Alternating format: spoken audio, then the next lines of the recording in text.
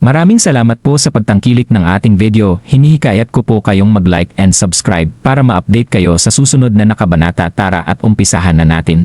Hindi ako komportable sa sitwasyon na ito, Marlong.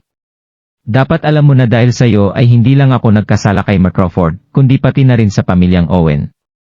Alam mo ba na hinahanap ako ng mga tauhan ni Mark Crawford sa buong Mayberry City kahapon? Tapos na ako yung talagang nagdesisyon si Miss Rosalie na imbestigahan ang kaso sa hinaharap. Nagpatuloy siya, tinalikuran ko na ang lahat para matulungan ka lang sa oras na ito, kaya ibigay mo na ang pera sa lalong madaling panahon. Mas mabuti kung makakaalis agad ako sa lugar na ito. Hindi imposible na malalaman ng pamilyang Owen kung sino talaga ang gumalaw kay Miss Rosalie. Kung mangyari man ito, sigurado na magkakaroon ng malaking kaguluhan. Kung sa bagay, ang Long at ang Owen ay merong maraming business transactions. Pitang ina naman, Harry. Binabantaan mo ba ako, mapahamak na sinabi ni Yunus. Si Yunus ang nag-set up kay Rosalie at Gerald sa hotel. Bahagi ito ng kanyang plano na tipunin ang may kakayahang alis para tuluyang maibagsak si Gerald. Sa katunayan, ang pamilyang Owen at ang Long ay halos pantay ang kapangyarihan. Sa pagsasama ng dalawang dakilang puwersa, sigurado na kayang talunin ni Yunus si Gerald. Kung nasunod ang plano niya, hindi lamang niya ililigtas ang kanyang prinsesa, ngunit tutulungan din niya ang pamilyang Long na mabawi ang kanilang kapangyarihan at ang mga industriya nila sa Mayberry City. Sa wakas, ang pamilyang Long ay makakakuha ng pagkakataon na makapaghiganti matapos silang itaboy ni Jessica mula sa commercial industry ng Mayberry City noon. Kapag nangyari iyon, magiging daan ito para manahin ni Yunus ang mas malaking bahagi sa kayamanan ng kanyang pamilya sa hinaharap. Naturally, alam din ni Harry ang laban sa pagitan ng Crawford at the Long. Alam niya kung paano madaling tipunin ni Yunus ang maraming mga taga-suporta at helpers sa Mayberry City sa loob ng maikling panahon. Ang pamilyang Long ay bahagi ng history ng Mayberry City. Ang mga koneksyon at relasyon na kanilang itinayo noon ay nanatili pa rin hanggang ngayon. Ayaw ko rin magbanta sa'yo, pero wala akong choice dito. Kung hindi ko makukuha ang pera sa lalong madaling panahon, baka patay na ako bago ko pa makuha ito. Basta alam mo na hindi pa nakabalik ang kapatid ni Gerald. Ano sa palagay mo ang mangyayari sa akin kapag siya ay bumalik at nalaman na nakipagsabuatan ako sa iyo, pang may frame ang kanyang kapatid? Nakalimutan mo na ba ang ginawa niya sa pamilyang Long noon? Kailangan mo bang sabihin ko ang totoong nangyari, sabi ni Harry. Oo na. Nasaan ka ba? Magpadala ako ng isang tao para ibigay sa iyo ang pera ngayon. Siguraduhin mo na pipigilan mo ang bibig mo at umalis ka agad kapag natanggap mo na ang pera. Malamig na sagot ni Yunus. Matapos marinig iyon, sinabi agad ni Harry ang kanyang lokasyon kay Yunus. Hindi nagtagal bago lumitaw ang dalawang may batch na kotse sa harap ni Harry. Lumabas ang isang matandang lalaki kasunod ang ilang mga bodyguard na nakaitim na suit. Sa sandaling nakatayo silang lahat sa harap ni Harry, tumawa siya bago niya sinabi, ganito dapat. Fort ko talaga ang pagsiset up sa ibang tao. Tama lang na ako ang kinuha niyo para sa trabaho na ito. Sinisiguro ko sa iyo na hindi sila makakuha ng kahit isang katibayan. Haha. Hayaan mo muna akong magbilang ng pera. Pagkatapos ay kinuha ni Harry ang pera at nagsimulang magbilang habang nakangiti. Isang matalinong desisyon na kunin ka. Sigurado na sanay ka sa ganitong bagay. Kaso, masyadong malaki ang bibig mo. Nag-aalala ang iyong master kung kaya mong itago ang sikreto na ito dahil kapwa ang mga Crawfords at ang mga Owens ay kasangkot sa bagay na ito, ngumisi ang matandang lalaki na mukhang isang steward.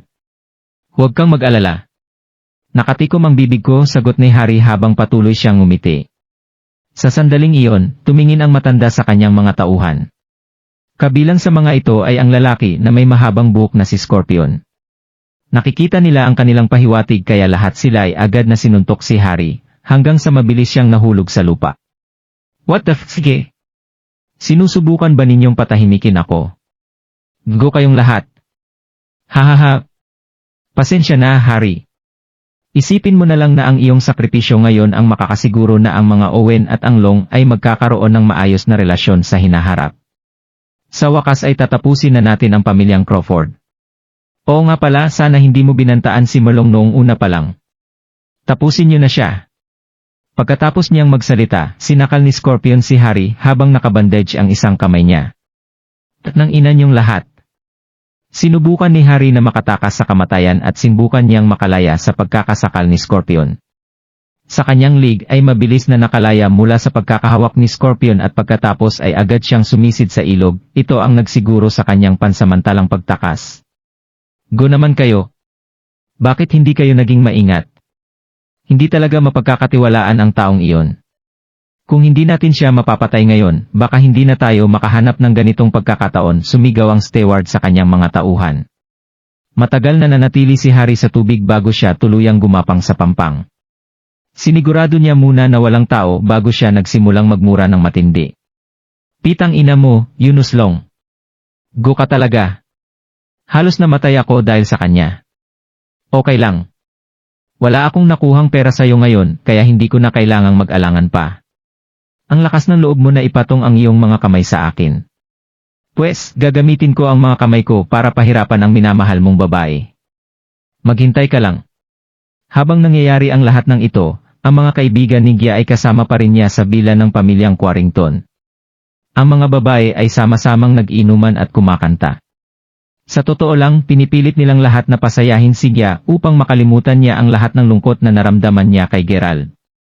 Pumayag sila Tammy at ang iba pang mga babae na manatili na kasama niya ngayong gabi para makasama siya dahil ang mga magulang ni Gia ay nauna nang umalis papunta sa Yanken. Tammy, kailangan kong gumamit ng banyo. Sasamahan mo ba ako? Tanong ni Gia. Sige. Magkasama silang pumunta sa banyo. Gayunpaman, bigla nilang narinig ang sigaw na nagmula sa itaas. Nagulat sila at agad na sumugod ang lahat patungo sa pinanggalingan ng hiyawan. Gayunpaman, wala na sila Tammy at Gia sa sandaling makarating sila sa banyo. Tammy? Gia? Titigilan niyo ang pakikipaglokohan niyo sa amin. Asa na kayong dalawa? Ang mga babae ay nagsimulang sumigaw habang hinahanap nila ang dalawang babae sa buong bila. Pagkalipas ng ilang oras, malinaw sa kanila na hindi lokohan ang pagkawala ng dalawang babae. Talagang nawala sila ng walang bakas. Sa puntong iyon, nag-aalala ang mga babae hanggang sila ay muntikan ng umiyak. Ano ang dapat nating gawin ngayon?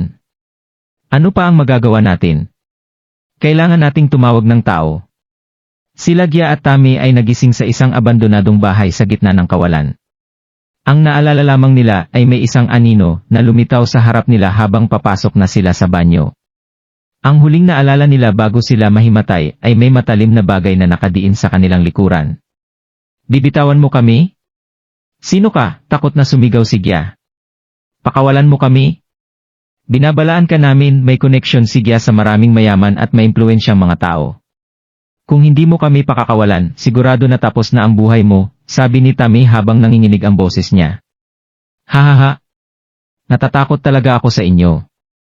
Alam ko kung sino ka, Miss Gia. Alam ko na ikaw ang fiancé ni Merlong.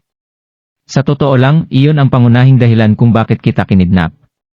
Sasabihin ko ang totoo sa'yo, Miss Gia. Kailangan kong pilitin mo ang Guna Yunus na iyon na ibigay ang perang tinago niya sa akin. Kapag nakuha ko ang aking pera, alis agad ako nang hindi ko nahawakan ang kahit isang hibla ng buhok sa ulo mo, Miss Gia. Ang kidnapper na ito ay walang iba kundi si Harry. Siya ang uri ng tao na nabubuhay para sa pera at gagawin niya ang lahat para makakuha pa siya ng maraming pera. Ngayon naman ay pinagbabantaan niya si Yunus para makuha ang pera na ipinangako sa kanya. Hindi niya talaga susubukang sirain ang kanilang relasyon. Iyon ang dahilan kung bakit hindi niya sinabi kay Gia ang tungkol sa pag-set up ni Yunus kay Gerald at Rosalie. Bukod pa dito, alam din ni Harry na kung may makalabas na balita tungkol sa kanyang pagkakasangkot sa kaso, sabay-sabay niyang masasaktan ang pamilyang Crawford, Long at Owen. Sigurado na mamamatay siya kung darating ang araw na iyon. Si Harry ay matalino na hindi magpatangay sa kanyang emosyon, kaya may naisip niya ang ideya na ito. Totoo pala na maganda ka, Miss Gia. Sigurado ako na bibigyan ako ni Merlong ng malaking halaga ng pera kapalit ng kaligtasan ng kanyang magandang girlfriend, sabi ni Harry habang pinipiga ang mga pisngi ni Gia. Puffed! Hindi lang si Merlong ang darating para patayin ka. May isa pang mayaman at may impluwensyang tagapagmana na malapit kay Gia. At ang kanyang pangalan ay Gerald Crawford mula sa Mayberry City, sabi ni Tammy. Ano? Si Gerald, nabigla si Harry nang marinig niya ito. Kung hindi dahil kay Gerald, hindi sana siya mababawasan sa kanyang kasalukuyang estado kung saan kailangan niyang magtago sa gubat. Alam na alam ni Harry na ang pamilyang Crawford ay hindi dapat maliitin sa anumang sitwasyon. Itigil mo na iyan, Tammy. Sinabi ko na sa'yo, wala na akong kinalaman sa taong iyon. Hindi na kami konektado sa kahit anong paraan. Bakit naman niya ako tutulungan ngayon, sabi ni Gia habang nakatingin kay Tammy. Humph! Duda ako sa sinasabi mo, naniniwala akong ililigtas ka pa rin ni Gerald kahit na hindi na kayo magkaibigan. Mukhang may tiwala si Tammy sa kanyang mga sinabi. Ayaw ko nang makita ang go na iyon, sagot ni Gia. Hoy, hoy! Tapos na ba kayong magsalita? Hostage kayo kung hindi nyo alam. Nagpapanggap ba kayo na wala ako ngayon? Ha, galit na sinabi ni Harry. Takot na takot si Tammy nang marinig niya iyon kaya agad siyang tumahimik. Kinusot ni Harry ang kanyang ilong at pagkatapos ay kinuha niya ang cellphone ni Gia. Wala akong pakialam kung sinong mayamang tagapagmana ang pinag-uusapan nyo, gusto ko lang makuha ang tanginang pera ko. Nagreklamo si Harry habang tinitingnan ang contacts ni Gia para hanapin si Yunus. Gia? Bakit bigla mo akong tinawagan? Tinanong ni Yunus sa isang mapagmahal na tono sa oras na sagutin niya ang tawag ni Harry. Itigil mo ang kalokohan mo. Hawak ko si Gia ngayon. Kung ayaw mong maaksidente, ang minamahal mong Gia, ibigay mo agad sa akin ang pera ko.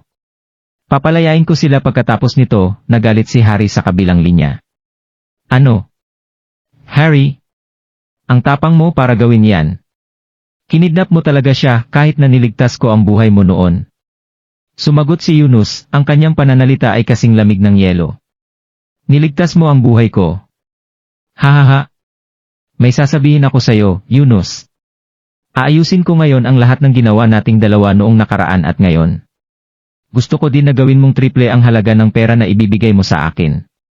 Isipin mo na lang na ito ay isang kabayaran para sa emotional at psychological damage na ginawa mo sa akin. Kung nagdadalawang isip ka, mayroon akong mga footage ng lahat ng mga masasamang gawain na ginawa mo noong nakaraan. Kung gusto mong ibigay ko sa iyo ang mga recording na iyon, ipadala mo sa akin ang pera ko. Personal tayong magkikita. Maghaharap tayo pagkatapos nito at tapusin natin ang dapat nating tapusin. Ngumisi si Harry habang ipinapaliwanag ang kanyang mga tuntunin. Hindi na siya mahuhulog sa parehong patibong ng pangawalang beses ngayon na nakita ni Harry ang totoong mga kulay ni Yunus. Malalakas ang mga tauhan ni Yunus ngunit mahuhuli ba talaga nila si Harry? Haha! Sigurado si Harry na naiintindihan ni Yunus kung ano ang nakataya ngayon. Hindi ako pupunta diyan ng personal. Magpapadala ako ng isang tao para ibigay sa iyo ang pera. Nasaan ka? Sinabi ko na kanina na kailangan mo itong ibigay sa akin ng personal. May mga kailangan tayong pag-usapan ng harapan.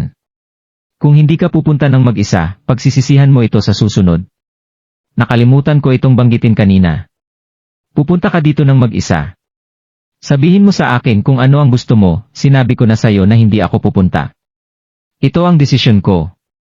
Kung gusto mo, pwede kang lumapit para tapusin na natin ito ngayon din, tumatawa si Yunus habang sinasabi ito. Go ka talaga. Ayaw mo ba talagang pumunta? Kung hindi magbabago ang desisyon mo, hindi ko na kailangang kunin ang pera sa'yo. Pero, sa tingin mo hindi ko ibubuhos ang galit ko sa fiance mo. Ang ganda niya pa naman. $450,000. Iyon lang ang ibibigay ko at kapag natanggap mo ito, inaasahan kong ibibigay mo ang fiance ko at ang mga recording. Hindi na natin kailangang mag-usap pa. Dahil ito na rin ang pinag-uusapan natin, dapat mong pag-isipan ang iyong sariling kapalaran. Mabilis na binaba ni Yunus ang tawag pagkatapos nito. Hello? Hello? Pitang ina. Ang lakas ng loob. Wala man lang siyang pakialam sa fiance niya, sigaw ni Harry hanggang sa namula ang mukha niya sa galit. Narinig ni Gia ang buong usapan. Kahit na ayaw niya si Yunus noong una pa lang, nakaramdam siya ngayon ng ginaw sa kanyang puso pagkatapos niyang marinig ang tawagan nila. Kahit na magaling magpanggap ang isang go, sa huli ay go pa rin sila. Karaniwan ito kapag may problemang kinakaharap at doon lumalabas ang kanilang totoong mga kulay. Hahaha.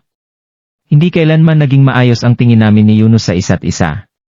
Kung nagpaplano ka pa rin gamitin ako bilang isang hostage para magbanta sa kanya, managinip ka lang, sabi ni Gia habang nakangiti. Ano pa ba ang magagawa ko? Hindi ako aalis ng walang dala. Sabay-sabay kong nasaktan ang tatlong mayaman at maimpluwensyang pamilya. Hindi sapat ang $450,000, sagot ni Harry habang balisan niyang kinamot ang likod ng kanyang ulo. Bigla niyang tinapik ang kanyang hita na parang may napagtanto siya. Ski! Muntik ko nang makalimutan. Kung nabigo ang plano ko, dapat kong subukang makuha ang kayamanan ni Crawford. Kung ayaw akong bigyan ng $450,000 ng pamilyang Long, malamang mas malaking halaga ang maibibigay ni Crawford. Mas mayaman siya kaysa sa kanila.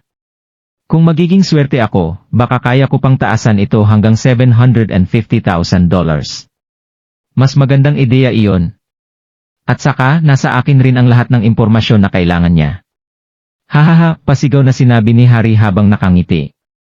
Naglakad siya papunta kay Gia bago niya sinabi, Miss Gia, bigyan mo ako ng contact number ni Crawford. Ayaw kong madismaya ka, pero wala na akong kinalaman sa lalaking iyon. Sa madaling salita, wala akong number niya. Hindi ba parang nakakatawa na gamitin mo ako bilang isang hostage para magbanta sa kanya, biglang ngumisi si Gia. Haha. Ano naman ang nakakatawa doon? Kahit na hindi kanya puntahan, sigurado na magugustuhan niya ang mga mahalagang impormasyon na nasa kamay ko.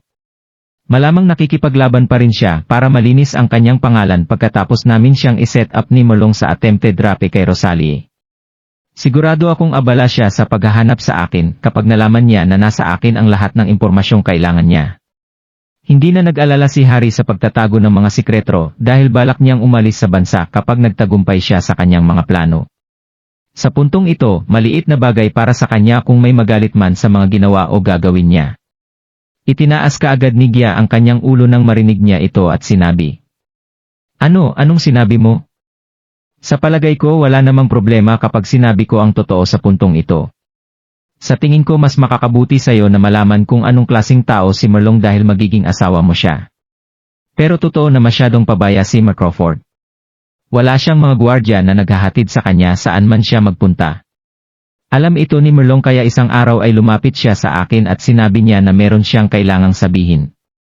Ang puso ni Gia ay mabilis na tumibok pagkatapos niyang marinig ang kwento ni Harry. Innocent si Gerald. Ikaw ang may kagagawan nito. Bakit mo siya kailangang iset up? Sumigaw si Gia habang namumula ang kanyang mga mata. Nararamdaman niya ang malaking agos ng emosyon sa kanyang puso. Bakit siya nagpakatanga? Medyo matagal na niyang kilala si Gerald. Bakit naman siya magiging ang tipo ng tao na pinagbibintangan ni Yunus? Sinubukan pa ni Gerald na ipagtanggol ang kanyang sarili at sinabi niya na hindi siya ang gumawa ng bagay na iyon. Sinubukan siguro ni Gerald na patunayan ang kanyang pagiging inosente kay Gia dahil kinilala niya ito bilang isang mabuting kaibigan. Pumunta rin siya para hanapin si Gia, ngunit anong ginawa niya? Hindi niya binigyan ng pagkakataon si Gerald na ipaliwanag ang kanyang sarili. Tinawag pa niyang nakakadiri si Gerald noon. Sobra siguro siyang nabigo sa pagkakataon na iyon. Si Gia lamang ang kanyang kaibigan ngunit hindi siya naniwala sa kanya. Bakit? Bakit niya tinaboy noon si Gerald? Bakit siya tumanggi na marinig ang paliwanag ni Gerald? Gerald, hindi kita inintindi ako. Humihingi ako ng tawad sa'yo, sabi ni Gia habang nagsisimulang tumulo ang luha sa kanyang pisngi. O sige, tama na. Wala akong pakialam sa misunderstanding nyo. Gusto ko lang ang pera ko.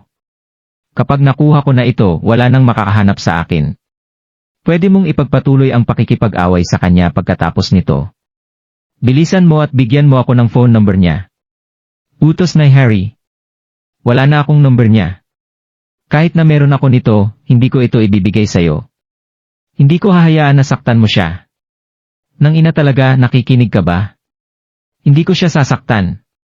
Bibigyan ko siya ng isang pagkakataon para mapatunayan na inosente siya. Bigyan mo lang ako ng number niya. Huwag mo akong sisihin kapag nawala na ang pasensya ko. Gusto mo bang unahin ko ang kaibigan mo kung patatagalin mo pa ito? Sabi ni Harry habang hinuhubad ang kanyang sinturon. Teka. Huwag. Huwag. Huwag, sigaw ni Tammy sa sobrang takot. Gia, mukhang wala siyang ibang intensyon bukod sa pagkuha ng pera.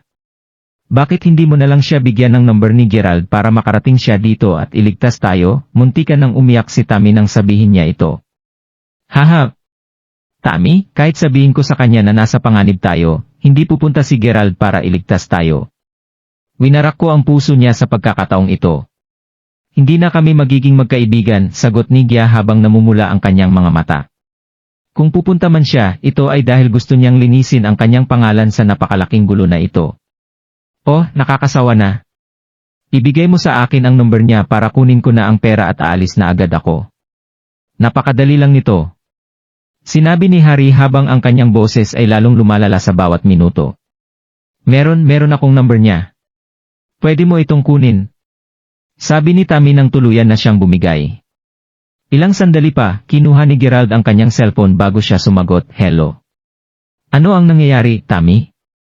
"Hey, hello, Mark Crawford, ako ito, si Harry. Kumusta ka?" "Harry? Nakalimutan mo na ba ako? Nagkita tayo ng sandali noong tanghali sa hotel." "Ikaw," sumigaw si Gerald nang umupo agad siya sa kanyang kama. "Tama yan.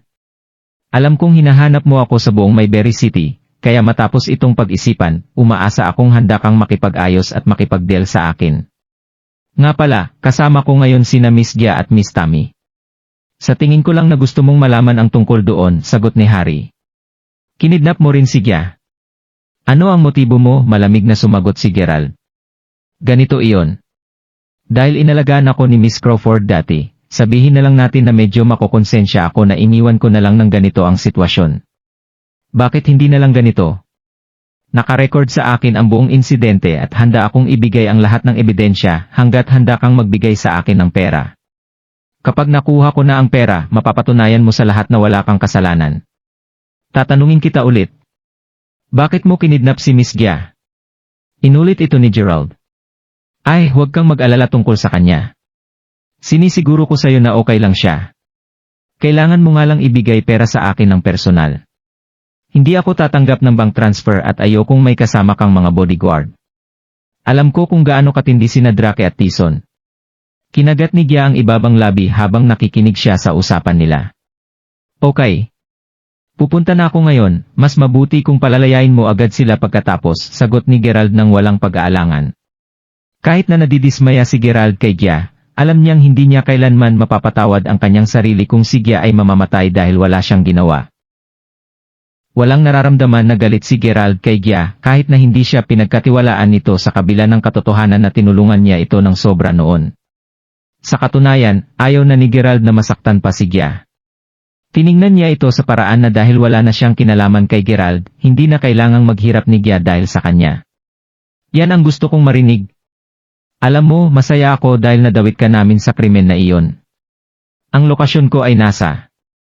Binaba agad nila ang tawag matapos sabihin ni Harry ang kanyang lokasyon at idetalye ang ilan pang mga bagay. May pumatak na luha sa pisngi ni Gia. Hindi siya galit sa akin. Handa pa rin siyang isakripisyo ang buhay niya at sumugod sa peligro dahil sa akin, sabi ni Gia sa kanyang sarili nang maramdaman niyang natunaw ang kanyang puso. Kasalukuyan naman ngayon kay Gerald, inabisuhan niya sina Drake at Tyson tungkol sa ilang mga bagay bago personal na magmaneho sa lokasyon na ibinigay sa kanya. Hindi nagtagal bago siya dumating na may dalang isang bag ng pera. Nang lumabas si Gerald sa kanyang sasakyan at tumayo sa gitna ng kawalan, pinagmamasdan ni Harry ang bawat galaw niya gamit ang isang pares ng binokular. "Hey, nakikita kita, Mark Crawford. Totoo ka sa iyong salita, hindi ka nagdala ng ibang tao." Sa sandaling na siguro ni Harry na mag-isa lang si Gerald, pinadalhan niya ito ng isa pang lokasyon at iniutos sa kanya na pumunta agad doon. Magaling. Alam talaga ng lalaking ito kung paano magplano. Walang magawa si Gerald kundi sundin ang kanyang mga utos. Maya-maya pa ay tuluyan na niyang nakaharap si Harry. Si Harry ay may malaswang ekspresyon sa kanyang mukha. "Masaya ako na makilala ka, Mark Crawford," sabi ni Harry habang yumuko siya ng bahagya sa harapan ni Gerald. "Itigil mo ang kalokohan mo. Pakawalan mo na agad sila." "At saka, nasaan ang recording na ipinangako mo?" tanong ni Gerald habang itinapon niya ang bag ng pera kay Harry. "Relax, nandito ang lahat ng hinahanap mo. Sigurado na mapapatunayan mo ang iyong pagiging inosente dito," sagot ni Harry habang nakangiti. Nang marinig niya iyon, naglakad si Gerald papunta kay Gia at Tammy para paluwagin ang mga lubid na ginamit ni Harry para itali sila. Tinulungan din niya silang tanggalin ang tape na nakatakip sa kanilang mga bibig. Nilagay ito ni Harry sa dalawa dahil sa takot na baka sumigaw ang dalawang babae. "Gerald," sigaw ni Gia sa sandaling napalaya siya sa mga nakatali sa kanya. Kumapit siya kay Gerald at nagsimulang umiyak kaagad habang sinasabi, "Humihingi ako ng tawad sa'yo. Sorry talaga, sorry. Maniwala sana ako sa'yo. Nagkunwari ako na in love ako kay Yunus para lang magalit ka. Patawarin mo ako. Parehong nakataas ang braso ni Gerald mula sa siko. Hindi siya sigurado kung ano ang magiging reaksyon niya sa mga kilos ni Gia. Gayunpaman, alam niya na ayaw niyang ibalik ang yakap nito. Maya-maya pa ay maingat siyang tinulak ni Gerald na may banayad ng ngiti sa mukha nito at sinabi, "Okay lang hanggat pareho kayong ligtas. Umalis na tayo sa lugar na ito." Teka! May isa pang kondisyon na gusto kong idagdag, Mark Crawford. Ano pang kailangan mo? Tanong ni Gerald habang nakakunot ang kanyang noo. Pwede akong makatakas ngayon, kahit anong mangyari ay hindi mo dapat ibunyag na ako ang nag-organisa ng lahat ng ito sa iyong kapatid na si Miss Crawford. Ang aking pagkatao ay dapat manatiling isang malaking sikreto. Ikaw ang tipo ng tao na mabait at mapagbigay, pero si Miss Crawford ay may kakaibang pagkatao. Kung sakaling malaman niya na ginawa ko ang lahat ng ito, sigurado na pupunitin niya ang buong katawan ko na parang isang papel. Nakikiusap ako sa iyo, Mark Crawford. Wala akong ibang masamang balak, kaya umaasa ako na isisikreto mo ang aking pagkasangkot sa krimen para mailigtas ang aking buhay. Pwede mong sabihin sa kanya na ang pamilyang Long ang salarin. Tutal, ginagawa ko lang ang lahat ng ito dahil sila ang kumuha sa akin, sabi ni Harry at napalunok siya nang tapusin niya ang kanyang paliwanag. Tumango lamang si Gerald bago niya inakay ang dalawang babae palabas ng abandonadong bahay. Patuloy silang pinanood ni Harry sa pamagitan ng kanyang mga binokular na nakadungaw sa bintana. Malinaw na natatakot siya na baka magpadala si Gerald ng isang tao sa kanya. Makalipas ang ilang hakbang palabas ng bahay, mahinang ngumiti si Gerald bago siya sumigaw, "Kaliwat kanan lang ang tinitingnan mo, Harry. Hindi mo mapapansin ang mga pangunahing detalye kung limitado lang ang tinitingnan mo." Ano? Anong ibig mong sabihin doon, Mark Crawford? Matapos marinig iyon, naramdaman ni Harry na parang may mali. Bigla siyang nakarinig ng kaunting tunog-tunog mula sa ibabaw ng bahay. Napatulala si Harry nang lumingon siya para tingnan ang kalangitan. Humigit kumulang 30 na helicopter ang pumalibot sa abandonadong bahay. Si Tammy ay nakatulala rin tulad ni Harry at agad niyang tinakpan ang kanyang bibig gamit ang kanyang dalawang kamay sa sandaling nakita niya ang mga helicopter. Oh my God! Kahit na lumaki si Tammy sa city, ngayon niya lang nakita ang napakagandang tanawin na tulad nito. Ikaw! Binawi mo ang mga sinabi mo, sigaw ni Harry habang takot na takot. Pita! Hindi na matutuloy ang kanyang plano na makatakas matapos matanggap ang pera. Nang sabihin niya iyon, maraming mga bodyguard ang gumamit ng mga lubid para bumaba sa mga helicopter. Mabilis nilang napapaligiran si Harry. Ikaw talaga, Harry. Akala ko na hindi ka maglalakas loob na bumalik pagkatapos mong mawala ng mahabang panahon. Hindi ko inasahan na magiging ganito kababa ka. Tumulong ka pa sa pag-set up kay Mark Crawford. Hindi ka ba kinikilabutan kapag nalaman ni Miss Crawford ang tungkol dito? Tanong ni Zack habang naglalakad palapit kay Harry. Sumunod sa likuran niya sila Drake at Tyson. Halata na magkakilala sila Zack at Harry. Alam ni Harry na wala siyang pagkakataon na makatakas sa sitwasyon na ito sa sandaling nakita niya sila Drake, Tyson at Zack na magkakasama. Alam niyang huli na ang lahat para sa kanya na subukang ipaliwanag ang kanyang sarili. Sigurado na hindi siya hahayaan lang ni Jessica kung ipinagbigay alam ni Zack kay Jessica ang tungkol sa bagay na ito. Sa katunayan, naisip na ni Harry ang isang senaryo kung saan siya ay namatay na may maraming nawawalang mga bahagi ng kanyang katawan. Para sa kanya, naramdaman niya na ang tanging posibleng paraan para maiwasan ang resulta na iyon ay ang hayaan ang sarili niya na makuha ng hindi nalalaban. Hey! Ginawa ko lang ang lahat ng ito para mabuhay mula nang palayasin ako ni Miss Crawford.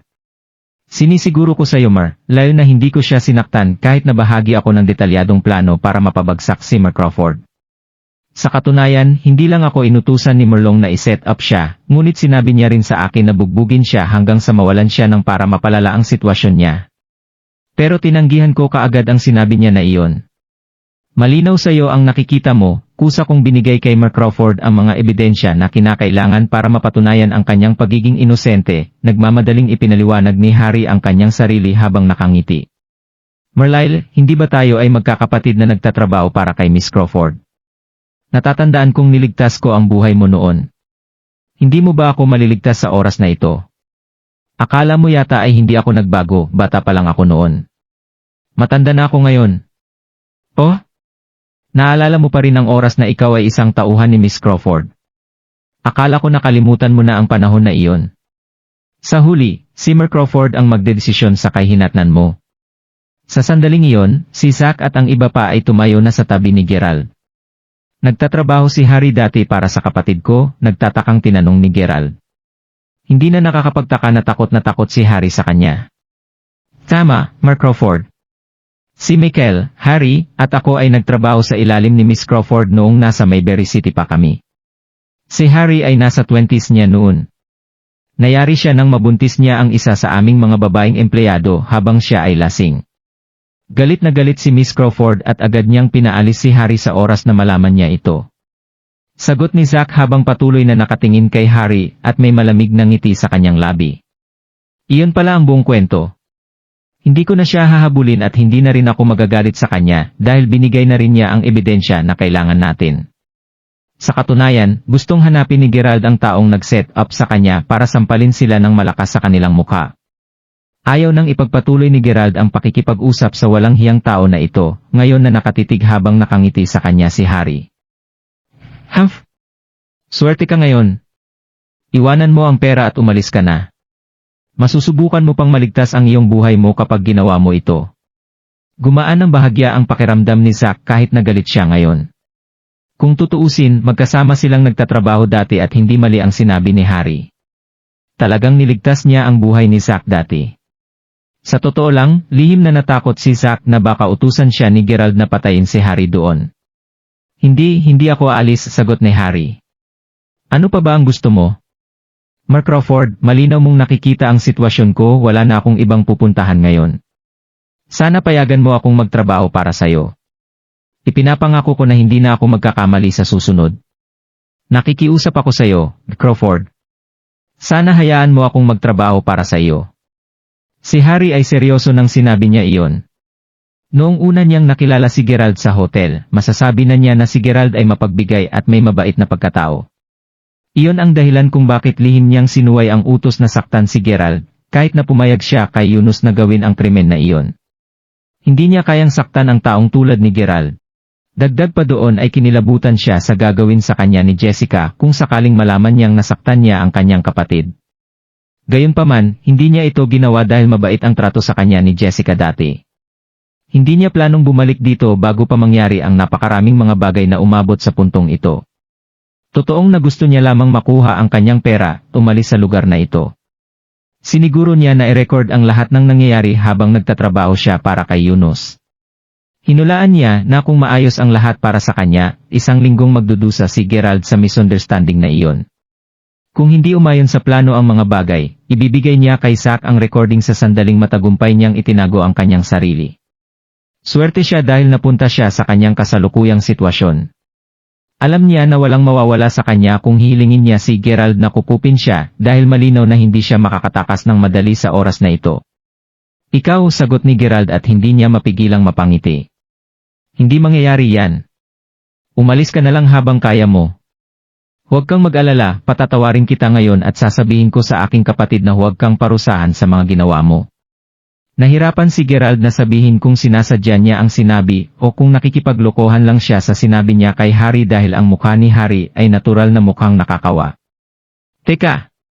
Bilang paggalang ko sayo, bibigyan din kita ng isa pang malaking regalo, Mer Crawford. Sigurado ako na magugustuhan mo ito. Nagpalitan ng tingin sina Gerald at Zack nang marinig nila iyon. Maya-maya pa ay tumango si Gerald bago niya sinabi, sige. Ang aking huling desisyon ay nakasalalay sa kung ano ang regalo ng yan. Pagkasabi nun, lumingon siya para tingnan sina Gia at Tammy. Marlyle, kumuha ka ng kotse para pauwiin muna ang mga babae na ito, sabi ni Gerald at medyo malamig at walang pakialam ang boses nito. Habang inasahan ni Gia na makakapag-usap pa sila ng matagal ni Gerald at inaasahan niya na magpapakita siya ng kahit kaunting pag-aalala. Ngunit hindi siya umimik sa kanya. Maya-maya pa, may isang sasakyan na dumating para isakay sila. Pumasok si Gerald at umalis kaagad. Siyempre, sinadya niyang ginawa ang lahat ng ito. Kung sa bagay, naramdaman niya na mas makabubuti sa kanya na ipagpatuloy ang pagpapakita ng ganitong ugali para maiwasan niya ang anumang karagdagang hindi pagkakaunawaan sa hinaharap. Naramdaman ni Gia na sumakit ang puso niya habang pinagmamasdan ang kotse na nagmaneho palayo. Ito na ba ang relasyon nila ni Gerald? Ipapagpatuloy ba niya ang pagiging malamig at walang pakialam sa kanya? Wala na ba ang pagmamahal na meron siya para kay Gia bilang kaibigan? Haha! Malamang totoo yon. Pumunta lang si Gerald doon para kunin ang ebidensya na kailangan niya. Iniligtas lang siya nito dahil nagkataong nandoon lang siya. Bakit niya pa ito masyadong iniisip? Sino naman siya?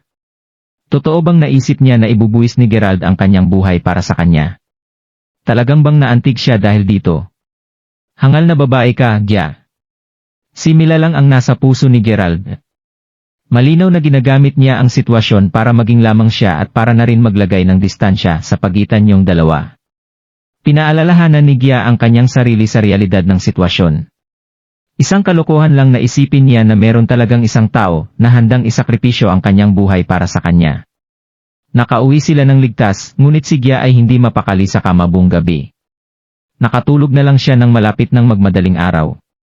Gayunpaman, ginising siya bigla ng isang malakas na ingay sa labas bandang 9 o'clock ng umaga. Kailangan mong gumawa ng solusyon sa problema na ito, Walton. Huwag mong kalimutan na sinundan ka namin at magkasama nating iniwan ang pamilyang Quarrington noon. Responsable ka para sa aming lahat. Kung nabigo ka na gawin yon, hindi na natin masusuportahan ang pamilya natin. Ang mga magulang ni Gia ay umuwi na at kasama nila ang ilan sa kanyang mga tiyahin at tiyuhin. Lahat sila ay tila nakikipag-usap kay Walton tungkol sa kung paano nila haharapin ang issue sa pagitan ng pamilyang Long at Quarrington sa Yanken. Noong nakaraan, pinangunahan ni Walton ang grupo ng mga tao na lumayo sa pamilyang Quarrington dahil galit siya sa ilang mga bagay. Gayunpaman, nasa isang sitwasyon sila ngayon kung saan hindi na nila kayang mapanatili ang kumpanya na magkasama nilang itinatag. Responsibilidad niya ang lahat sa grupong iyon dahil siya ang nanguna sa kanila na lumayo sa natitirang mga Quarrington noon. Mukhang walang mga resulta sa relasyon ni Gia at ng third young master ng pamilyang Long. Hindi na namin kayang hayaan na magpatuloy pa ito. Ang birthday celebration ni Yunus ay gaganapin sa Wayfair Mountain Entertainment ngayon at inimbitahan niya si Gia na samahan siya doon. Malinaw na naghihintay pa rin siya para tanggapin ni Gia ang proposal niya. Pinag-uusapan ng lahat ang parehong bagay. Sige, tama na iyan. Alam niyong lahat na may nangyaring masama kay Gia kagabi. Ligtas siyang nakatakas at nagpapahinga siya ngayon sa kwarto niya. Nalulungkot akong sabihin na si Merlong ay walang ginawa para tulungan ang aking anak na babae. Masyado itong kagalit-galit. Si Walton at ang iba pa ay mabilis na umuwi kinaumagahan nang malaman nila na si Gia ay nasangkot sa isang kidnapping. Biglang bumukas ang pinto bago pa man sila magsimulang pag-usapan ang kidnapping. Pagkatapos ay lumabas si Gia sa kwarto niya na may mapait na ekspresyon sa kanyang mukha. Ma? Pa? Huwag na kayong mag-alala. Dadalo ako sa birthday niya. Gia. Bakit hindi ka nagpapahinga sa kwarto mo? Bakit ka lumabas? Tanong ni Walton at malinaw na nalulungkot ang kanyang boses. Ang ilan sa kanyang mga miyembro ng pamilya ay umubo nang makita siya at sinabi, alam mo, si Gia ay isang mabuting babae. Alam na alam niya na hindi natin kayang saktan ang pamilyang Long. At saka, hindi ba gumasto si Emmer Long ng milyon-milyong dolyar para iligtas ka noong kinidnap ka? Siguradong mahal na mahal ka niya. Sa loob ng kwarto, si Walton lamang ang nakakaalam ng katotohanan ng sitwasyon. Sinabi ni Gia ang mga pangyayaring naganap noong nakaraang gabi, dahil nag-aalala si Walton sa nangyari sa kanya. Hindi pinapansin ng iba ang totoong nangyari noong gabing iyon. Tumawa lang si Gia habang pilit siyang ngumiti nang marinig niya ang mga komento ng kanyang mga tito at tita. Naintindihan niya kung ano ang sinusubukan nilang sabihin sa kanya. Sa kabila ng pangyayari na ito, hindi nagalit si Gia sa kanila. Alam niya ang pressure mula sa pamilyang Long at ang pangunahing pamilya ng Quarrington na sinasakal siya at ang kanyang pamilya. Alam rin niya na ang kanyang mga tito at tita ay kailangan pa rin suportahan ang kanilang mga pamilya. Iyon ang dahilan kung bakit hindi siya nagagalit sa kanila. Bukod pa dito, wala na siyang pakialam sa sitwasyon na ito. Ano pa ba ang magagawa niya? Parang walang pakialam sa kanya si Gerald. Kung sa bagay, si Mila lang ang mahal niya. Naisip niya noong una na magkakaroon pa rin ng pagkakataong magkasama sila ni Gerald noon, ngunit ngayon ay hindi na niya ito gustong isipin pa. Nakikita niya ito sa ganitong paraan, ang tanging paraan na maaari niyang magamit sa sitwasyong ito ay ang pagsakripisyo sa kanyang sarili. Kahit papaano ay makakatulong siya sa kanyang pamilya na makamit ang kapayapaan. Pagkatapos huminga ng malalim, ngumiti si Gia bago niya sinabi, "Pa, ma, maghahanda muna ako para makapunta tayo sa birthday banquet ni Yunus mamaya." Bumalik si Gia sa kanyang kwarto. Hindi mapigilan ni Walton na makaramdam ng kaunting pagkalungkot nang makita niya ang kanyang anak na babae na ganoon. Samantala, kasama ni Harry si Gerald at nasa kanyang kamay ay isang USB flash drive. "Hihi! Ito ang regalo ko sa'yo, Mr. Crawford. Sigurado ako na magiging interesado ka rito," sabi ni Harry habang pinapasak niya ang USB sa isang laptop at nagsimula ang isang video. Matapos mapanood ang buong video, biglang ngumisi si Gerald bago tanungin, "Ni-record mo ba ito kagabi?" Tama ka. Hindi masyadong marami ang kasanayan pagdating dito, pero walang maikukumpara sa akin pagdating sa kasuklam-suklam o mga sikretong pamamaraan," sagot ni Harry habang tinatapik niya ang kanyang dibdib ng 2 beses. "Tama na yan. Hindi mo kailangang magyabang tungkol doon," sagot ni Zack habang pilit siyang ngumiti. "Meron na tayong sapat na ebidensya. Gamit ang footage, malamang kaya na nating talunin siya sa kanyang laro." "Tama," sabi ni Gerald habang nakangiti at tumatango. Sa sandaling yon, biglang nag-ring ang cellphone ni Gerald. Tawag ito mula sa kanyang godbrother na si Yoel. "Anong nangyayari, Yoel?" "Bro? Binugbog kami? Bugbog sarado si Aiden." "Ano? Napakatapang naman ang gumawa niyan." "Sinong gumawa nito?" galit na tinanong ni Gerald. "Sino pa ba? Ang gigo na yon na si Yunus syempre. Meron siyang birthday banquet ngayon, at halos lahat ng maimpluwensya at makapangyarihang individual sa Mayberry City ay naimbitahan. Hindi niya inimbitahan ang mga taong may kinalaman sa pamilyang Crawford. Dahil doon, dinala namin ni Aiden ang mga tauhan namin para guluhin sila." Pagkatapos ay mabilis na ipinaliwanag ni Yoel ang lahat ng nangyari kay Gerald. Mahalaga, ang parehong Yoel at Aiden ay hindi nasiyahan mula ng Yunus, ay malinaw na na-target ang pamilya Crawford sa pamamagitan ng kaganapan. Ang pamilyang Long ay makapangyarihan, ngunit pinili ni Yunus na i-host ang kanyang banquet sa Mayberry City. Dagdag pa dito, ginanap ang banquet sa Wayfair Mountain Entertainment. Ang lugar na pinatakbo noon ni Jessica. Malinaw sa araw na ang target ni Yunus si Gerald. Kahit pa ganoon, si Aiden at Yoel ay pumunta pa rin doon para gumawa ng gulo nang hindi man lang sinabi kay Gerald. Inasahan nila maraming mga miyembro ng pamilyang Long ay nandoon dahil birthday yon ni Yunus. Ito rin ang dahilan kung bakit natalo sila sa huli. "Umalis kayo dyan at puntahan ako," sabi ni Gerald. Hindi hahayaan ni Gerald na mangyari lang ito. Kung tutuusin, tinuturing niya ang dalawang ito bilang mga kapatid niya. "Nasa baba na kami. Inaalalayan ko si Aiden ngayon," sagot ni Yoel. "Bababa na ako ngayon," sagot ni Gerald habang pinaosunod niya si Harry at ang iba pa sa baba. Totoo ang sinabi ni Yoel dahil silang dalawa ang bugbog sarado. Ang mukha ni Aiden ay nasira at maraming parte nito ay namamaga. Si Yoel rin ay may ilang pasa sa mukha. "Pasensya na, Mr. Crawford. Pinahiya kita sa ginawa ko." Nanghihina ang boses ni Aiden na parabang natalo siya sa isang matinding laban. "Okay lang.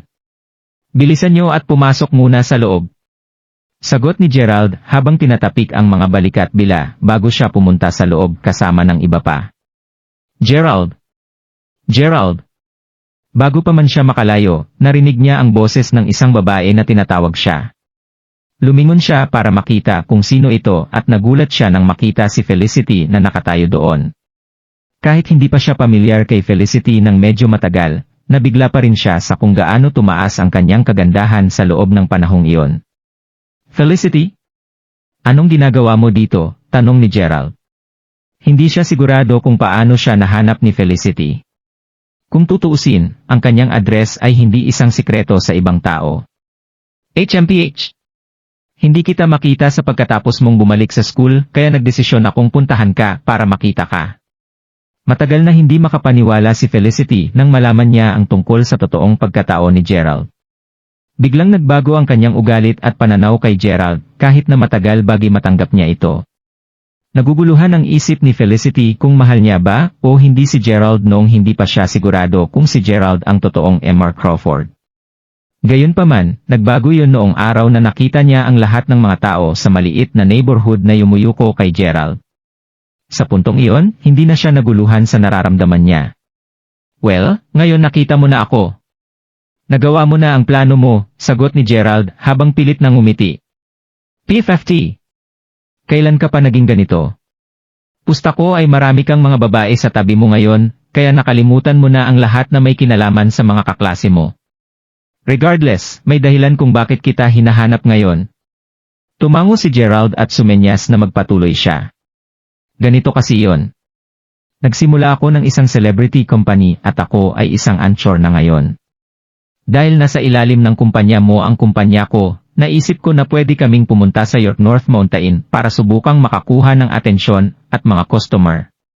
Pero sa oras na yon, sinabi sa amin ng mga tao doon na hindi kami pwedeng na pumasok, sagot ni Felicity.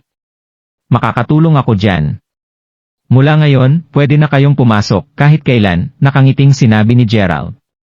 Sinara ni Felicity ang mga labi niya nang makita niya ang kabaitan ni Gerald sa kanya. Natutuwa siya dahil dito, ngunit ang kanyang puso ay nalulungkot rin. Siya ay masaya dahil hindi siya sinisisi ni Gerald sa pagiging masama at masungit sa kanya noon. Tinarato pa rin siya ni Gerald bilang isang kaklase at kaibigan.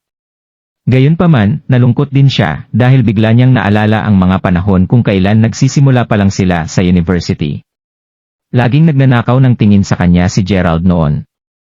Sigurado na naiintindihan niya kung anong ibig sabihin nito bilang isang babae.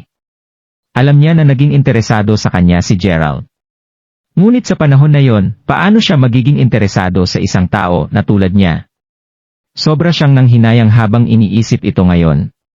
Magiging maayos siguro ang lahat kung nakasama niya si Gerald noon. Oo nga pala, pwede mo rin ba akong gain ng pabor?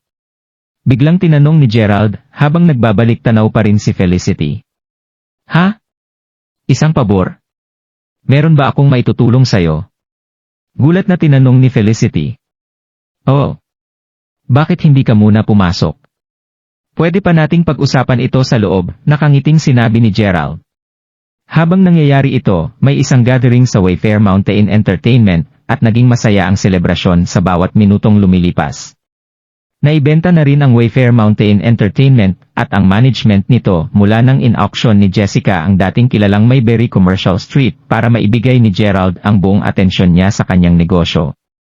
Alam ng mga dumalo at inimbitahan kung ano ang ibig sabihin ng hindi maipaliwanag na selebrasyon ni Yunus ng kanyang birthday. Sa madlaing salita, plano na ng Pamikyang Long na makuha ito sa hinaharap. Babangon sila mula sa kung saan sila dating nahulog. Mr. Long. Napakaraming tao ang dumalo ngayon. Mukhang malaki ang respeto ng lahat sayo, pinuri si Yunus ng servant habang tinitingnan niya ang masayang bangket. Haha! Siyempre na ma'am.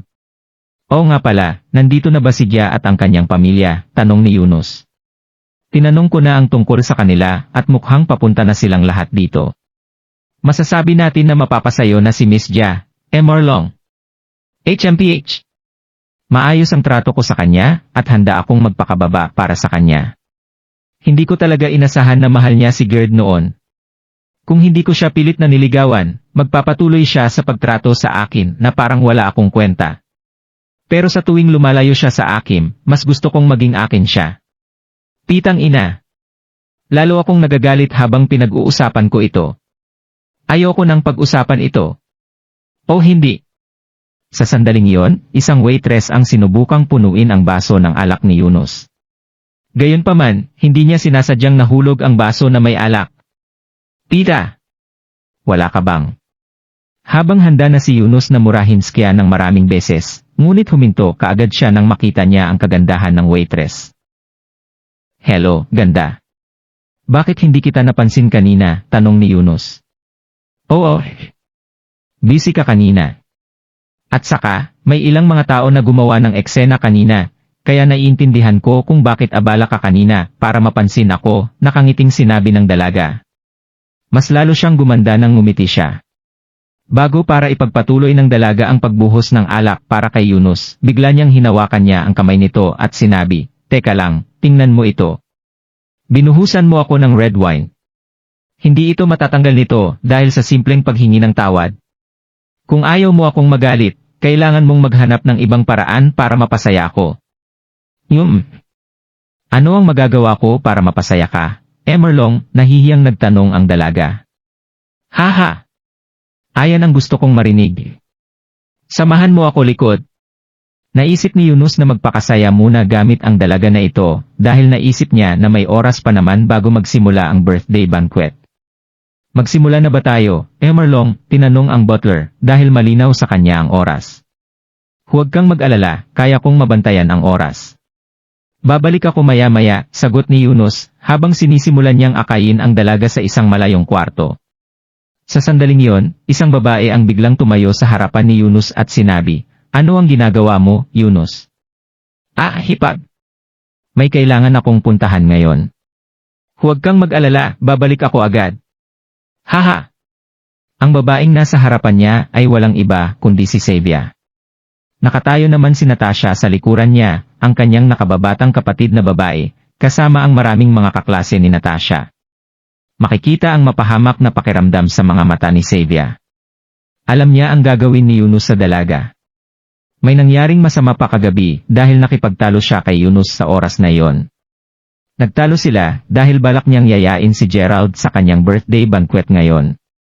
Simple lang ang balak niya. Gusto lang niyang magpakitang gilas kay Gerald at magagawa lamang niya yon kung nandoon siya. Ang lokasyon ay perpekto para sa kanyang plano. Ito ang Wayfair Mountain Entertainment. Ang lugar kung saan dinanas niya ang pinakamadilim at pinakamalungkot na pangyayari sa buhay niya.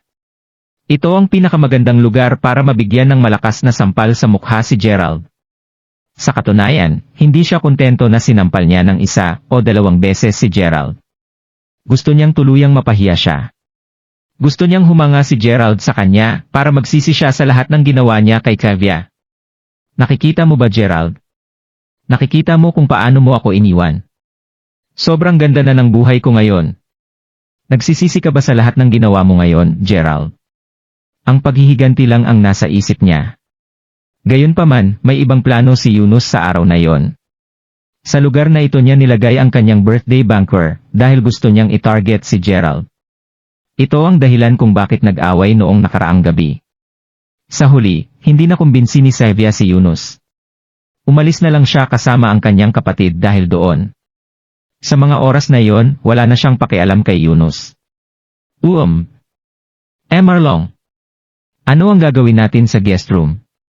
Hindi marami kang mga bisita na naghihintay para makita ka sa labas, tanong ng dalaga.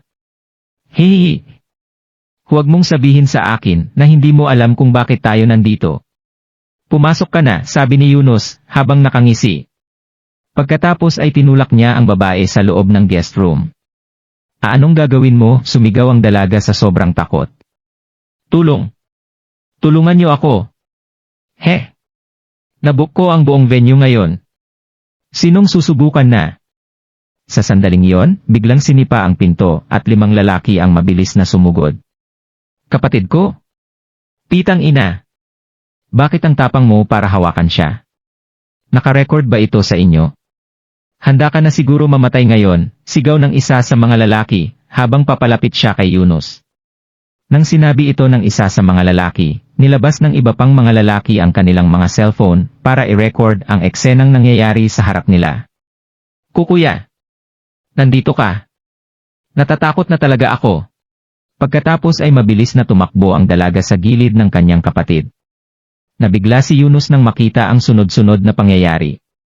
Nagulat siya nang lumingon siya at nakita ang galit na itsura ng lalaki. Harry! Bakit ka nandito? Paano mo ito nakuha? Tanong ni Yunus habang unti-unting tumutulo ang pawis niya sa buong katawan. Oh! Napakagandang pagkakataon ito. Ikaw pala ang may kagagawa nito, Emerlong. Sinubukan mo talaga na bastusin ang aking mahal na kapatid, ha? Tinang ina mo ka, papatayin kita ngayon din, sabi ni Harry, at sinipa niya sa dibdib si Yunus.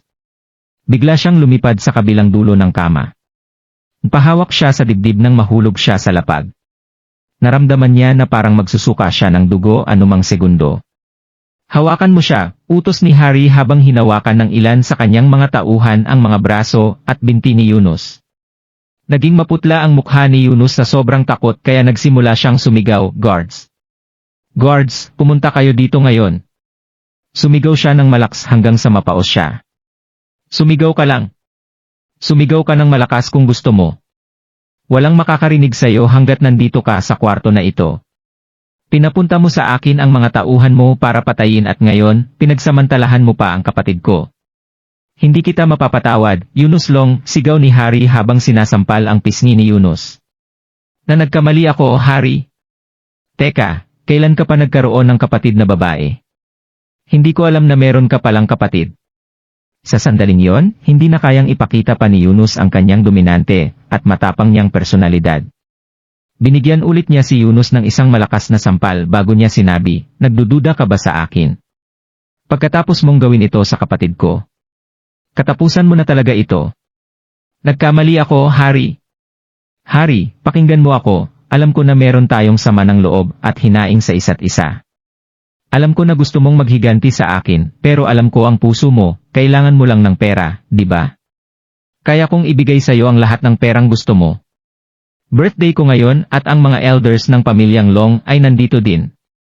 Pag-usapan na lang natin ito ng maayos, okay?" Alam na alam ni Yunus na na-set up siya. Dumiretso siya sa kanilang bitag para ma-frame siya ng mga taong ito. Lubha siyang nagsisisi ngayon dahil hindi niya pinigilan ang kanyang pagnanasa kanina. "Hari, alam mo naman kung sino ako, di ba? Sigurado ako na delikado ka kapag sinaktan mo ako. Ang Wayfair Mountain Entertainment ay may mga security camera kahit saan. Hindi matagal bago mapagtanto ng mga tauhan ko kung ano ang nangyayari. Kapag nakarating sila dito, mapupunta sa peligro ang buhay mo. Ganito na lang, kunin mo na lang ang pera at umalis ka na agad ngayon," mabilis na nagpaliwanag si Yunus. "Salamat sa pag-aalala mo, Mr. Long. Nakakaaliw kung paano mo pa rin ako tinatakot hanggang ngayon. Una sa lahat, pumasok kami sa pintuan sa likuran. Pangalawa, sa palagay ko ay hindi ko kilala kung sino ang nag-supervise installment process ng lahat ng mga security camera sa gusali," sabi ni Hari bago siyang umisi. Sinasabi mo ba na?" "Tama yan. Ako ang tao na yon," sigaw ni Hari nang sampalin niya ang mukha ni Yunus. "Anong kailangan mo sa akin?" tanong ni Yunus nang mapalunok siya. "May simpleng bagay lang akong ipapagawa sa'yo. Ininsulto mo ang aking kapatid at nahuli kita sa akto. Hindi ko kailangan ng tinang-inang pera mo. Gusto kong lumuhod ka sa harap ko at tawagin mo akong master ng 3 beses. Pero teka lang, masyadong madali kung tatawagin mo lang akong master. Tawagin mo na lang si Lolo para maging masaya ang pagkakataon na ito. Kailangan mong iparinig ang kayabangan mo habang sinasabi mo ang 3 mga salita na yon. Mapapatawad kita kapag nagawa mo na yan. Okay ba?" ngumisi si Hari. "Asa ka?" Pagkatapos niyang sabihin yon, natanggap ni Yunus ang pang-4 na sampal para sa araw na yon. "Sa palagay mo ba nakikipaglaro ako sa'yo? Gagawin ko ang lahat ng makakaya ko ngayon, Yunus. Ang pinakamalala na mangyayari ay babagsak ako ng kasama kita. Alam ko na ang jigong tulad mo ay hindi ako hahayaang makatakas sa pangyayari na ito," sabi ni Hari habang naglalabas ng isang kutsilyo. Doon nalaman ni Yunus na seryoso ang sitwasyon nang makita niya ang kutsilyo. Sa puntong ito, mukhang handa nang gawin ni Hari ang lahat ng makakaya niya. "Sige. Gagawin ko ang pinapagawa mo sa akin, Hari. Gagawin ko na ito," sumigaw si Yunus habang nakaluhod siya sa sobrang takot. "Lolo, mayabang ako." Ang ibang mga lalaki ay nagpatuloy sa pag-record sa bawat nakalulungkot na segundo nito habang inuulit niya ang pangungusap ng 3 beses. Gayunpaman, nang malapit nang matapos ang kanyang huling pangungusap, biglang itinaas ni Yunus ang kanyang ulo at hinagis ang mga bedsheets kay Hari. Napahinto ang lahat sa isang saglit at pagkatapos ay bumangon si Yunus, binuksan niya ang isang bintana, tumalon. "Tinang ina! Huwag niyong hayaan na makawala siya!" Sigaw ni Hari pagkatapos niyang mabigla sa nangyari. Siya at ang iba pa ay mabilis na hinabol si Yunus. Gayunpaman, biglang sumigaw si Yunus sa sandaling tumakas siya. Nakakuha ng mga atensyon ng bodyguards ang malalakas niyang sigaw. "Mr. Long! Sumigaw si Dante kasama ang mga grupo ng mga bodyguards. Harry! Papunta na ang mga gwardya, sabi ng isa sa mga tauhan ni Harry. Tita! Mas marami sila kaysa sa atin. Kailangan muna nating umatras, inutusan ni Harry ang mga tauhan niya. Kasama ang batang babae, ang grupo ay mabilis na lumabas sa Wayfair Mountain Entertainment. Habulin niyo sila! Sundan niyo sila at patayin silang lahat, galit na sumigaw si Yunus. Ito ang kauna-unahang pagkakataon na tinrato si Yunus sa ganitong paraan. Hindi niya kayang tanggapin ang malaking kahihiyan na ito. Habang hinahabol ng kanyang mga bodyguards si Harry at ang kanyang grupo, lumapit ang butler kay Yunus nag-aalalang nagtanong, "Okay ka lang, Marlon? Paano ako magiging okay? Ikaw ang pumili walang kwentang lugar na ito kung saan ay celebrate ang birthday ko. Imposible na makapasok ng madali sila Harry at ang kanyang mga tauhan kung hindi tayo nandito na venue na ito. Alam mo bang muntikan na akong mamatay?" Kahit 60 years old na ang itsura ng kanyang butler, sinampal pa rin siya ng malakas ni Yunus sa mukha. Nahiya ang butler at agad niyang sinabi, "Kakasalanan ko ang lahat ng ito. Malaki ang kasalanan ko sa'yo, Marlon. Birthday mo pa rin naman ngayon, Marlon, at maraming mayayaman at maimpluwensyang mga tao ang naghihintay sa loob para makita ka. Gusto mo bang pumasok muna tayo para makita sila?" Nagsuggest sa kanya ang butler.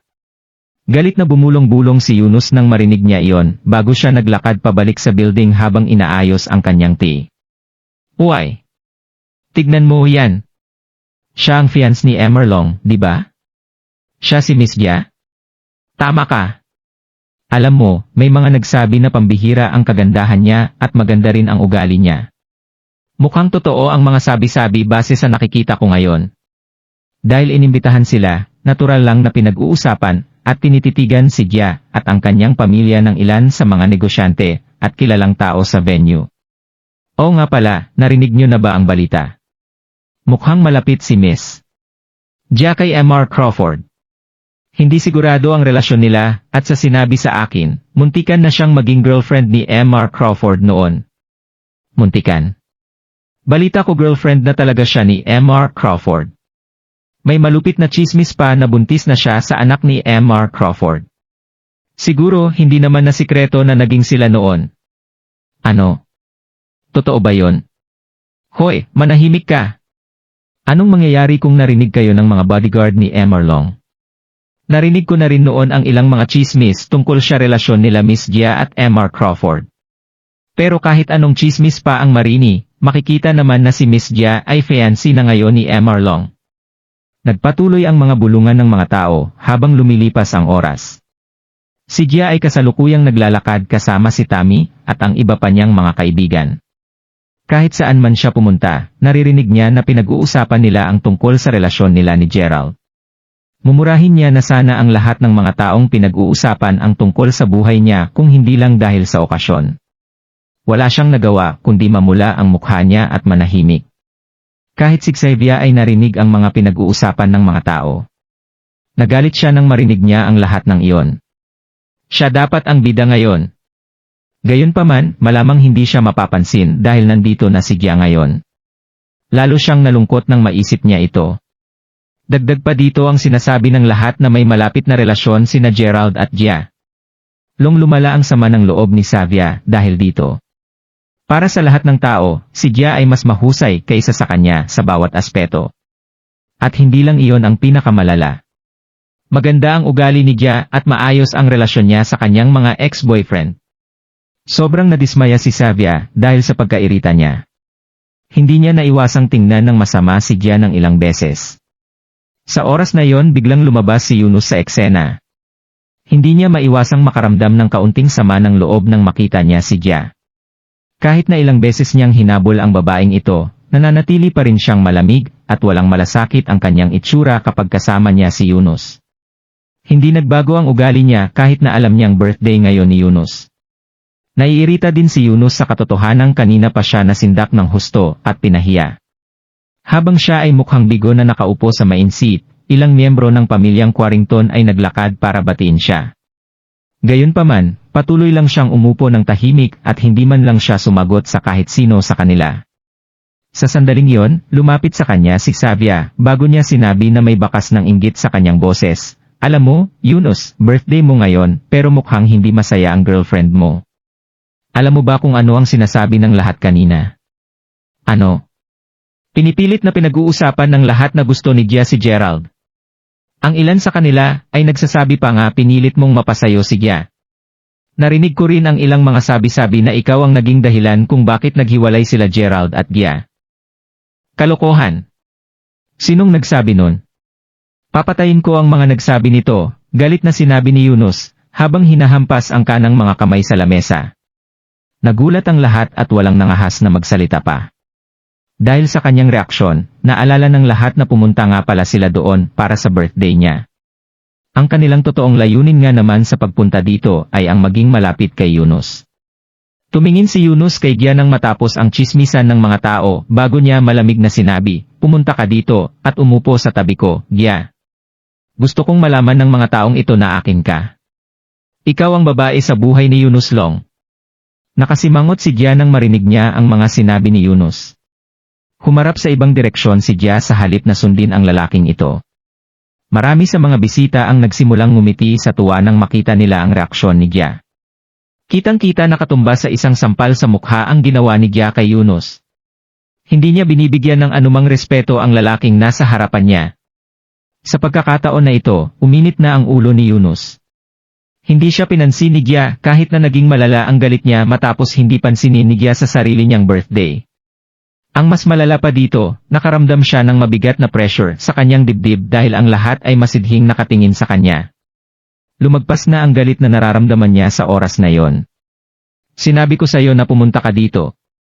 Hindi mo ba narinig ang sinabi ko? Sigaw ni Yunus nang tumayo siya at naglakad papunta kay Gia. Sa sandaling nasa harap na niya ang babaeng ito, hinawakan niya ito sa braso at hinawak niya ito ng mahigpit papunta sa kinaupuan niya. Anong ginagawa mo? Bakit umaasta ka ng ganito? Sigaw ni Tammy habang siya, ang iba pang mga babae, ay galit na nakatitig kay Yunus. Naisip nila noong una na mas mainam para kay Gia na makasama ang young master ng pamilyang Long kung imposible para sa kanila ni Gerald na maging magkasintahan. Nakita na nila ngayon ang tunay na ugali ni Yunus. Siya ang fiance ko. Kailangan niyang gawin kung ano sa sinabi ko sa kanya. Ngayon, gusto kong umupo siya sa tabi ko para buhusan ako ng pitang inang wine. FCK Gerald. Si Gerald ay basura sa mga mata ko. Sabi ni Yunus habang patuloy na nakahawak sa braso ni Gia. Lahat ng miyembro ng pamilya Quarrington ay may pangit na ekspresyon sa kanilang mga mukha. Gayunpaman, tulad ng inaasahan, ay walang naglakas loob na magsalita. Si Xavier ay matagumpay na nakangiti habang pinapanood ang eksenang nangyayari sa harapan niya. Nang makarating sila sa main seat, umupo si Gia sa katabing upuan nito habang nakahawak si Yunus sa pulso niya. Makikita na magaspang ang pagkakahawak ni Yunus dito. Birthday ko ngayon. Pwede bang itigil mo ang hindi pagpansin sa akin ng kahit isang beses lang? Tinang ina, ngumiti ka naman. Ngumiti ka habang ibinubuhos mo ang iinumin kong wine. Walang nakakaalam kung bakit bigla siyang nawalan ng kontrol, ngunit kahit pa ganoon ay wala ring nagreklamo. Kung tutuusin, lahat sila ay masaya na pinapanood ang drama na nangyayari sa harapan nila. Lalong naging mapait ang pakiramdam ni Gia sa sandaling iyon. Gayunpaman, alam niya na wala talaga siyang magagawa sa pagkakataon na iyon. Pilit niyang pinakita ang isang mahinang ngiti, at pagkatapos ay nagsimula siyang bumuhos ng alak para kay Yunus. Mahusay! Masaya na nagpalakpakan ang mga tao. Si Xavier mismo ay napangiti habang sinasabi niya, haha, masyadong magaling ang hipag ko para sa taong tulad ni Gerald. Bakit naman sinasabi ng mga tao na mahal niya ang lalaking iyon? Sa nakikita ko, malamang ay mapupunta siya kay Yunus. Kung walang naniniwala sa sinabi ko, bakit hindi maghalikan sila Gia at Yunus sa harap ng lahat ng nandito? Haha! Iyon ang magiging pinakamalaking birthday gift para kay Yunus. Nagsimlang magpalakpakan ulit ang mga tao matapos marinig ang sinabi niya. Tama siya. Gawin niyo iyon. Kiss. Kiss. Kiss. HMPH. Kissing scene pala ang gusto niyo. Pues, makukuha niyo ito ngayon din. Mapangasar na sinabi ni Yunus, habang tinangka niyang yakapin si Gia para mapilitan siyang halikan si Yunus. Gayunpaman, agad siyang iniwasan ni Gia bago siya sumigaw, "Anong ginagawa mo? Baliw ka na ba?" Hindi na niya kayang magtiis. "Oh. Anong nangyayari?" sabi ni Savia, at malinaw na pineke niya ang sorpresa sa mukha niya. Kabaligtaran ito para sa ibang tao dahil tunay na nagulat sila. "Hala, anong problema mo, manugang? Hindi mo nirerespeto si Yunus sa ginagawa mo, kahit na alam mong birthday niya ngayon." "HMPH. Si Gerald lang ba talaga ang nagmamay-ari ng puso mo?" sabi ni Savia. Lalong nagalit si Yunus nang marinig ang sinabi niya at lalong niyang tinitigan ng masama si Gia. Kung nagustuhan mo ang mga ganitong video, huwag mong kalimutan mag-like and subscribe. Panoorin mo na rin ang mga naunang kabanata para lalong maubos ang oras mo.